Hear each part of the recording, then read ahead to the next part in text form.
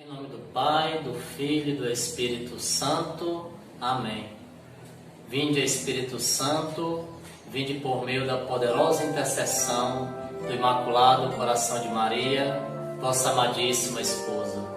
Ó Maria concebida sem pecado, rogai por nós que recorremos a vós. Glorioso São José, rogai por nós. Louvado seja nosso Senhor Jesus Cristo, para sempre seja louvado. Olá, amados irmãos em Cristo, eu vos desejo graça e luz da parte de nosso Senhor Jesus Cristo. É na alegria do Senhor que a nossa força, que venha neste momento para poder vos transmitir por meio deste vídeo as grandes maravilhas que o Senhor tem feito na minha vida.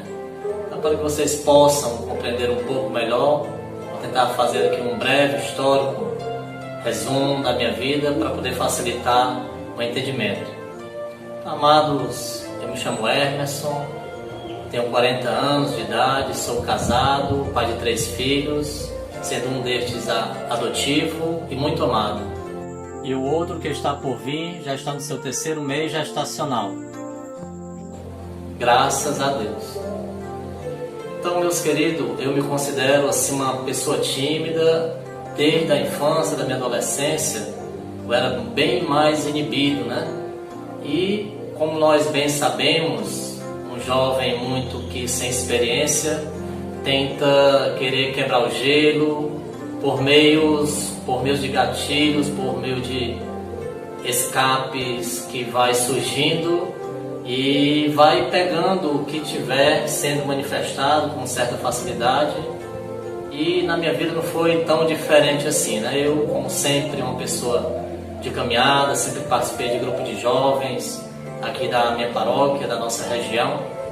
E foi justamente dentro de um grupo de jovem, celebrando o festejo de padroeiro, que eu, naquelas benditas barraquinhas que tem compras de comidinhas, inclusive havia até vendas de bebidas alcoólicas, né? Latinha de cerveja, caipirinha. E eu, por ser um menino tão tímido, eu fui tentar comprar uma caipirinha para tomar o meu primeiro gole, para justamente aí quebrar o gelo, para ganhar coragem, até para poder dar uma paquerada, para poder melhorar assim a autoestima. E aí então eu achei docinho aquele primeiro golinho, pedi mais outra porque aprovei. E aí então, quando menos eu me dei conta, já estava se aumentando a frequência, a intensidade, até chegar num ponto de já estar me transformando em um adicto, né? Ou seja, me transformei em um dependente do álcool, né? Então, realmente foram momentos que eu enveredei, me afastei do grupo de jovem, né? Na época, minha esposa, minha primeira namorada, que está comigo, a atual esposa, graças a Deus, ela tinha 14 anos de idade, eu tinha 17, eram 2 crianças, né? Só que o álcool já havia se apresentado para mim de forma muito fácil, essa droga lícita, né, que você encontra com muita facilidade em qualquer lugar. Não diferente das drogas ilícitas, né, que já atingiram assim também onde você quer que encontre, também está fácil o acesso. Mas ela foi aquela pessoa, aquela mulher, que é exemplo de santas mulheres que a Sagrada Escritura também nos mostram, sempre permaneceu ali do meu lado, né? Então eu acredito que tudo foi como que uma permissão de Deus, né? Nada era coincidência, tudo foi providência, que Deus já vinha preparando a permissão para que ela vivenciasse junto comigo este Calvário vivo, esta minha adicção, logo a seguir uma droga-adição, porque eu, como qualquer outro jovem também, eu tinha um sonho na vida que era de me tornar jogador de futebol. E então eu cheguei a participar das categorias de base no time do Ceará, certo? Só que também acabei desistindo, enveredando para o mundo, para os subúrbios da vida, né? Aqueles jogos do subúrbio que nós bem conhecemos. Creio que vocês já devem ouvir falar que quando você vai para uma partida de futebol no subúrbio, você já vai pensando no que tem depois da partida. Então, o dono do time já dizia, olha, vamos ganhar, que já tem 2 caixas de cerveja paga, né? Então você já ia para o jogo, para o campo, já pensando no pós-jogo, né? Então foi justamente, a droga também se apresentou em uma dessas farras, dessas bebedeiras, dessas barcas que acontecem no pós-jogo, né? Porque do time que eu participava, acredito que de 10 jogadores, acredito que somente eu ou outro ainda não consumia, não tinha experimentado, né? Apenas na cerveja, no álcool, né? Na cachaça. Mas só que o inimigo ele é muito astuto, ele conhece as suas fragilidades, o inimigo conhece seus espinhos na carne. Então, justamente a missão dele é essa, ele veio para matar, roubar e destruir.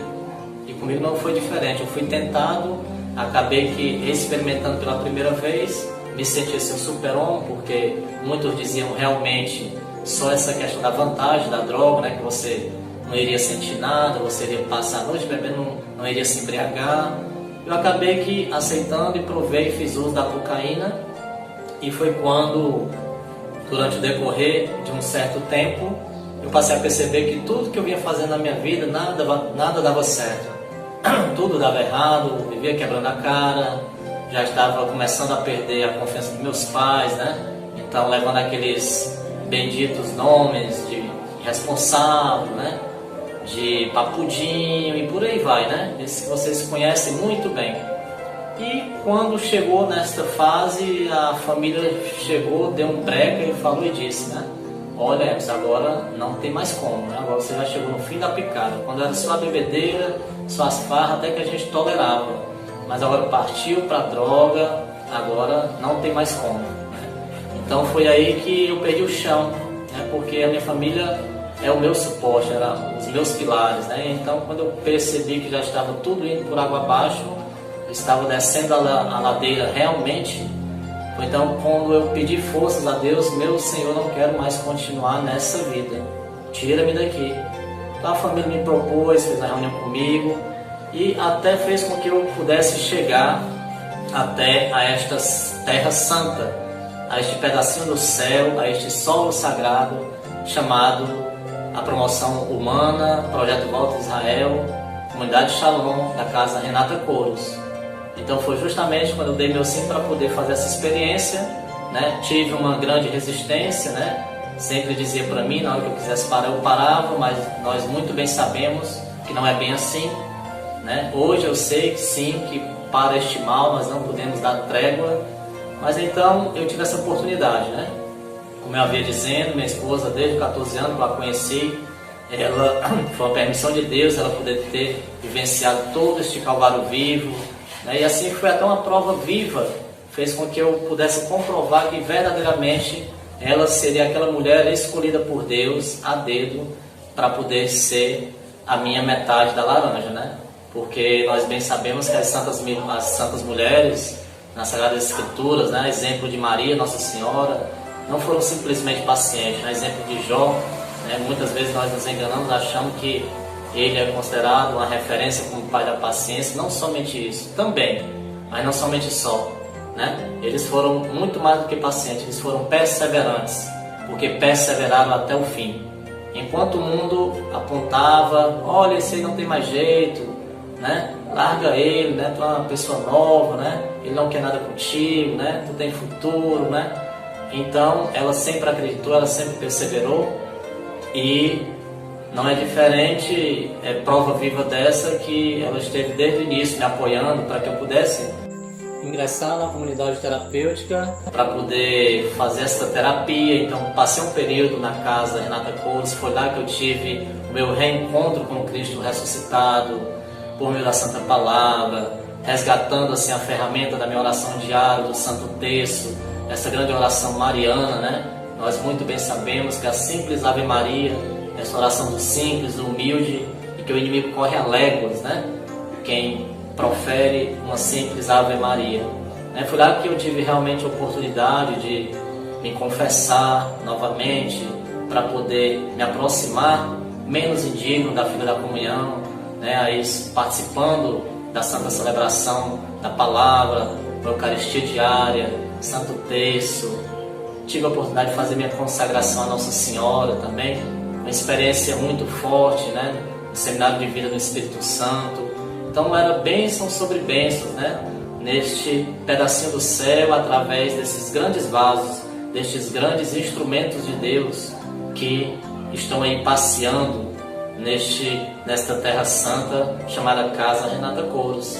Então, amados irmãos, com o período que eu passei, saí da casa quando eu percebi que estava forte para poder alcançar o sacramento do matrimônio, né? Saí daí para casar, né? Graças a Deus, contraí matrimônio com minha esposa, já estamos há uma década, né? Há 10 anos de vida matrimonial, né? E ao sair para o mundo, né? Porque na verdade a carne ainda grita, o mundo quer nos tragar, mas a diferença é que Deus é mais, Deus é forte, Deus é maior, né? E Deus está conosco, né? Ele venceu o mundo, né?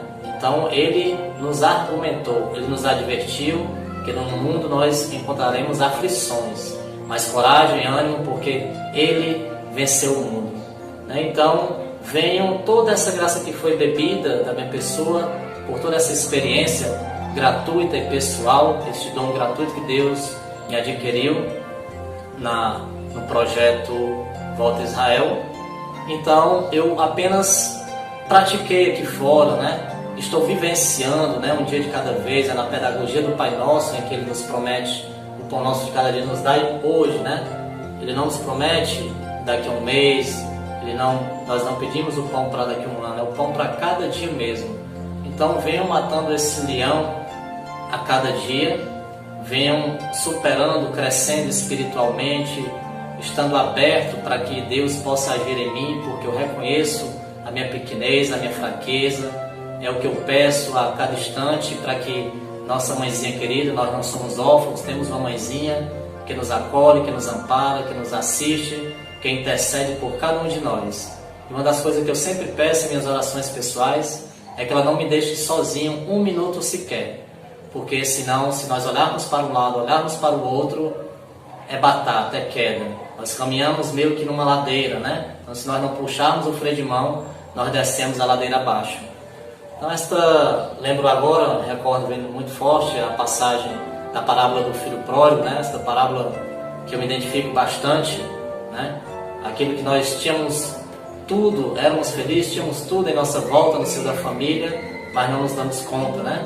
Mas quando reconhecemos as nossas fraquezas, as nossas fragilidades, nos arrependemos, pedimos perdão e voltamos para o abraço acolhedor, né? Para o afago, para o santo manto que nos guarda, que nos resguarda, nossa mãezinha.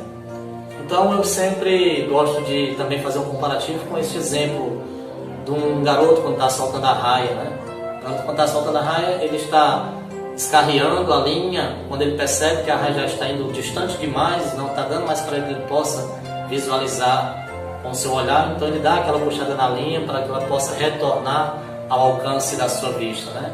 Da mesma forma também é Deus em nossas vidas, foi assim na minha, é assim que acontece com cada um de nós. Ele nos ama tanto incondicionalmente que nos dá o livre-arbítrio, né? Nos deixa livre. Temos nós sim, a faca e o queijo na mão. Eles deixam nós ir. Perdão, nosso Senhor nos deixa à vontade, nos deixa livres para que nós possamos trilhar as nossas próprias escolhas. Mas vale ressaltar que para cada escolha também vem as suas consequências, sejam elas boas ou más, né? Então, hoje em dia, eu prefiro escolher a melhor parte, né? A exemplo de Maria. Então, ele também percebeu que eu estava já me distanciando e também deu aquela puxada na linha da minha vida e disse: Emerson, volte, que o seu caminho não é por aqui, seu caminho é esse. E assim, então, desde quando eu saí, me casei na igreja, recebi as bênçãos do Senhor diante do altar, venho tentando um engajamento, pastoreio, né, a porta de entrada para a minha atuação na comunidade na qual eu pertenço, a comunidade de São Francisco. A porta de entrada foi o Terço dos Homens, né? E depois do Terço dos Homens fiz um retiro para casais, encontro de casais com Cristo, no SCC. Também uma pastoral que eu me identifico muito, que eu me engajei, sou agente da Pastoral da Sobriedade, essa pastoral que faz um lindo trabalho, né? Que é uma pastoral que lida não somente na questão da dependência do álcool ou da droga, né? Muitos ainda não conhecem o trabalho da pastoral, mas ela é um leque, é um trabalho tão amplo, né? Que ela lida com várias dependências, né? E cada um de nós inúmeras dependências, né? Desde a dependência do álcool, da droga, ou da internet, da língua, né? Às vezes nós falamos demais, escutamos menos, né? Da fofoca, né? E aí então é um trabalho contínuo, né? Então venho pedindo essa graça da conversão contínua, né? Essa conversão diária na minha vida. E aí então, uma vez feito esse trabalho em casal, também recebi o convite do meu padre para poder ingressar no ministério do MESC, ou seja, Ministro Extraordinário da Sagrada Comunhão, que tem a missão de poder levar este grande privilégio, este grande trabalho sublime de poder levar, de ser igreja na vida daqueles que mais precisam, né, dos enfermos, dos idosos, né, daqueles que são impossibilitados de vir até a igreja, né. Então estou nessa missão no momento, estou também, quanto mais que me desperta esta sede, né, esta vontade, né, quanto mais eu conheço, mais me apaixono pelas coisas do alto, né, é isso que vem me sustentando, é isso que vem me mantendo de pé, né. Como eu disse, nosso Senhor Jesus Cristo não prometeu vida fácil para Senhor ninguém, mas Ele, muito pelo contrário, Ele disse: tu quer me seguir, renuncia a ti mesmo, toma a tua cruz e me segue. Então é isso que eu tento vindo fazer a cada dia, renunciando a minha cruz de cada dia, para poder, tendo esta consciência que eu estou com o pé no chão, mas que eu posso tocar nos céus, por meio da oração, por meio da Eucaristia, por meio da Palavra de Deus. E atualmente também estou cursando o segundo ano de Teologia na Faculdade Católica de Fortaleza e também, paralelo a isso, ingressei na Escola Diaconal, onde almejo o diaconato permanente. Então, hoje eu já me vejo em alto mar, não dá mais para mim olhar para trás, não tem mais como recuar, né? Porque nós bem sabemos que quem segura no arado não pode mais olhar para trás. Então, amados irmãos, é com muita alegria que eu vos transmito, né? A boca vai falando aquilo que o coração está cheio.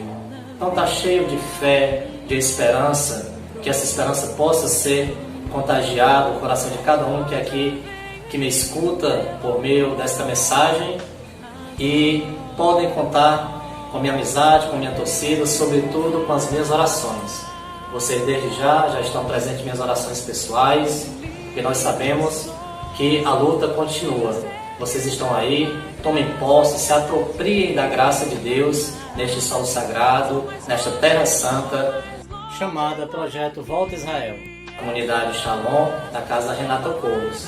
Por isso, recebam as minhas mais sinceras sentimentos de encorajamento, que vocês também irão conseguir matar este leão. Amém? Então, que Deus vos abençoe, vos proteja, vos guarde. Obrigado pela atenção, pela paciência. Um cheiro de Deus no coração de cada um de vocês. Coragem, ânimo, tudo pelo reino. Shalom.